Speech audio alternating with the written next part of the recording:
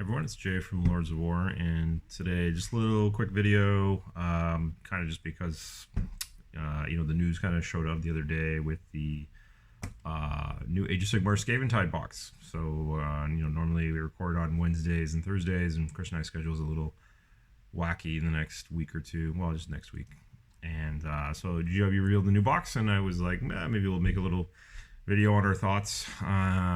Just because we've been talking about it for a while, and I'll give you my probably slightly biased opinion. I do Age of Sigmar is my favorite game, but it's also something. I mean, people sometimes I think comment that Chris and I are like can be a bit overly negative on things, and I think it's a lot of the time it's because we care.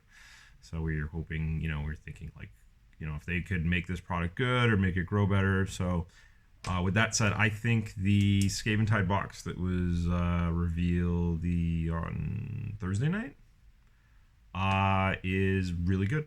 I think it you could maybe classify it as one of the best Games Workshop starter boxes ever. I know I feel like I say that, or we all say that every time they release a new starter box, whether it was Leviathan or Age of Darkness 2.0 or Indominus or Dark Imperium, etc., etc. So they seem to just keep pushing the boundary on what they can jam in a box.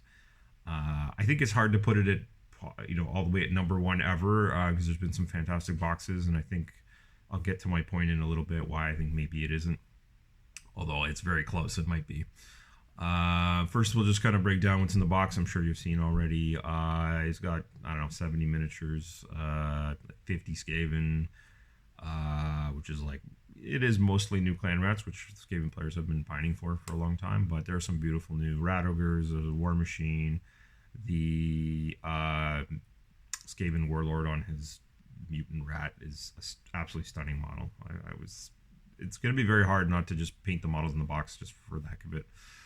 And then on the Stormcast, half of it are redone Stormcast. They look amazing. You're kind of like, they're not even, you're like, is this the same company? Because the new Liberators, the new Prosecutors are that much better looking than the original ones. So very impressed with that. Some of the Ruination Chamber guys, you're going to see those all over at Golden Demons and painting competitions for the next year, I'm sure, because they're that cool. I think people already said, I'm going to use the new Prosecutors as Sanguinary Guard and all that stuff. So can't go wrong there. So that part of the box is like pretty standard, what you expect. Oh, look, another amazing box of incredible models. And really, I think what makes the box stand out is really the non-miniatures that come in it. So we're talking about obviously the rule book, and the match play. So the 2024 season match play, or General's Handbook, that is, content is in its, it comes in a sleeve of cards, like a large format cards. So those come in the box. So rather than I'm sure it will be a book released later, but they decided, like, let's include these in the box. So that's pretty, I didn't think they would do that. That's very cool. And because the card format, I don't know if that'll be a normal thing, but that probably will entice people to like, I should get the boxes. People like quick reference cards. Dare I say they love them.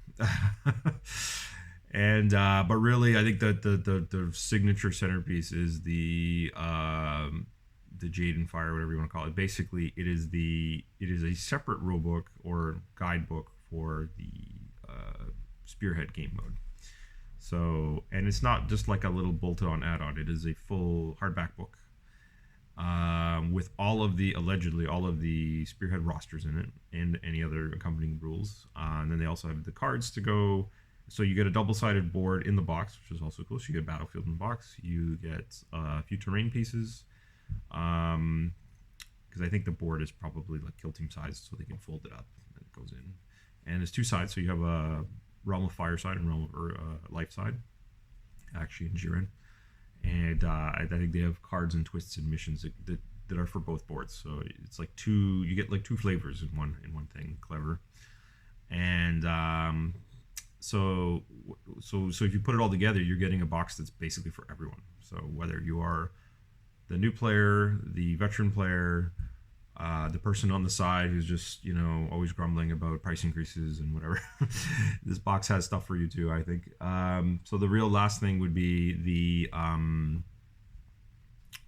price. So this part we don't fully know. Well, we have some ideas. I think some people have drilled down in the Warhammer community page and found, I think there's somewhere they mention the U.S. price of 260. Here in Canada, that doesn't necessarily, I don't know what that means. You're probably looking at 300. Maybe they'll do the smart thing and be cheeky and make it 290 or something. Is it worth it? I mean, if you compare it to its like sister products, yeah. Based on like content and models. I mean, if we go strictly by models, the Age of Darkness box is probably still the gold standard for how much you get. You get 2,000 point army in that box. But then, compared to the Leviathan box or Games Workshop Ultimate Edition or 40K Ultimate Edition, it's like on par.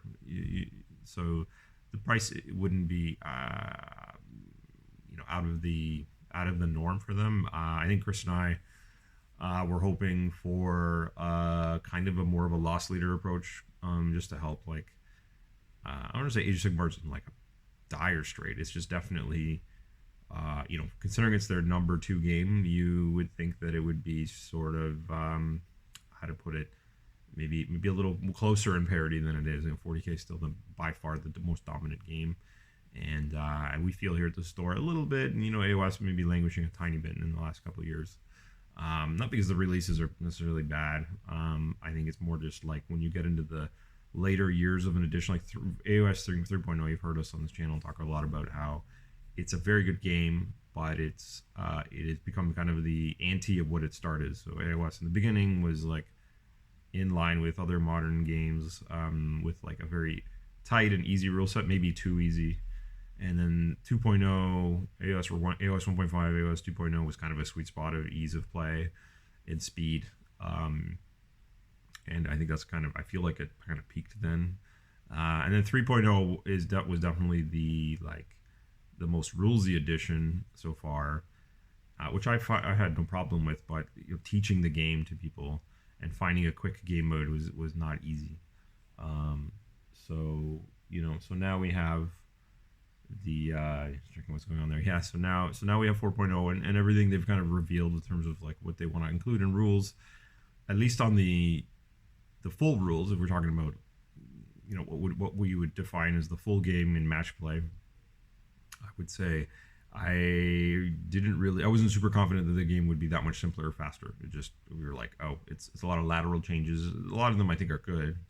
I think lots of little easy things that make it cleaner, like sleeker. I don't know. You want to use buzzwords like streamlined, agile,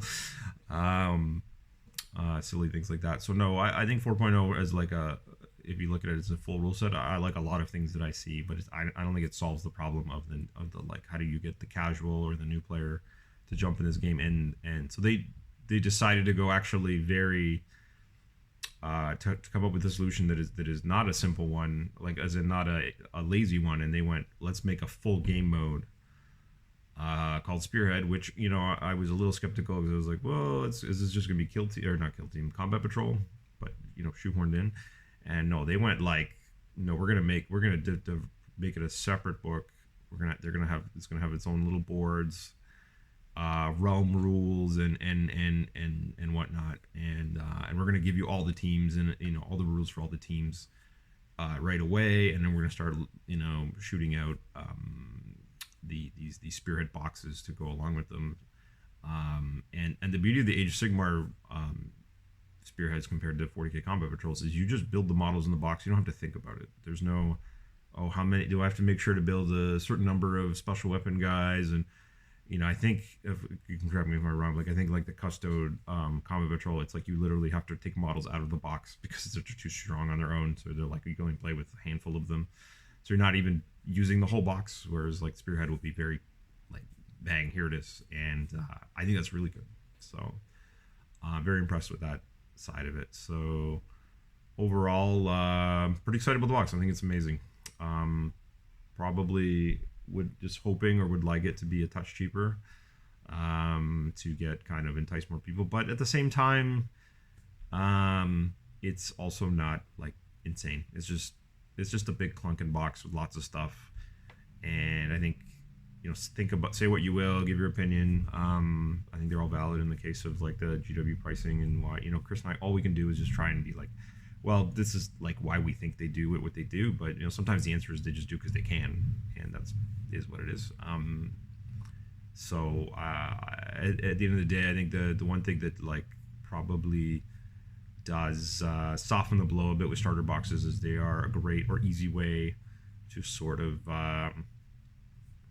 you can increase your value by you and a buddy buy a box and then you swap armies or something, where someone gets double Skaven or double Stormcast. There's always like little things like that.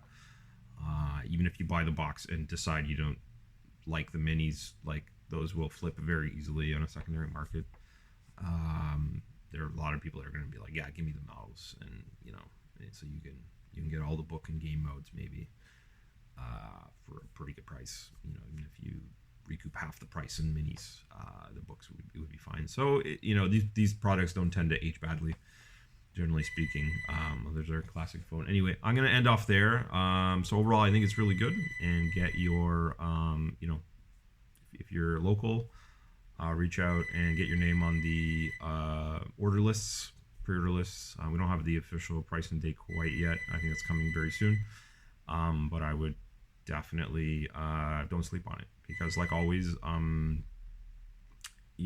there, if you think of Games Workshop 2024, there's always going to be the likelihood of some sort of delays or problems. I think with the starter boxes, they're a little more careful to make sure that doesn't happen, and they usually make a lot of them. But also they made too many Dominions in 3.0, so I'm curious where they're going to fall this time. But I think they put a lot of eggs in this basket, and they want it to succeed. So yeah, let us know. Those of you who already told me, amazing. Email, call, Discord, Facebook message, anything. Get your names on the lists, and what'll happen is we'll then go back over, circle back, make sure we'll have it on the website soon. But yeah, definitely going to be a great summer, and I'm looking forward to basically selling people a box and then asking them when they want to come in and play Spearhead, because I think that's the real genius of this, is I can just basically sign you up right away, and we can, the next day or week, we can start doing events with that, and I think that's pretty awesome. So anyway, thanks again. Thanks for listening. And sorry, it's just me today. I know you're used to Chris and I, but yeah, it'll be a little touch and go for the next week, and some vacations, things like that. But when we get back, obviously, you'll see us both. So take care.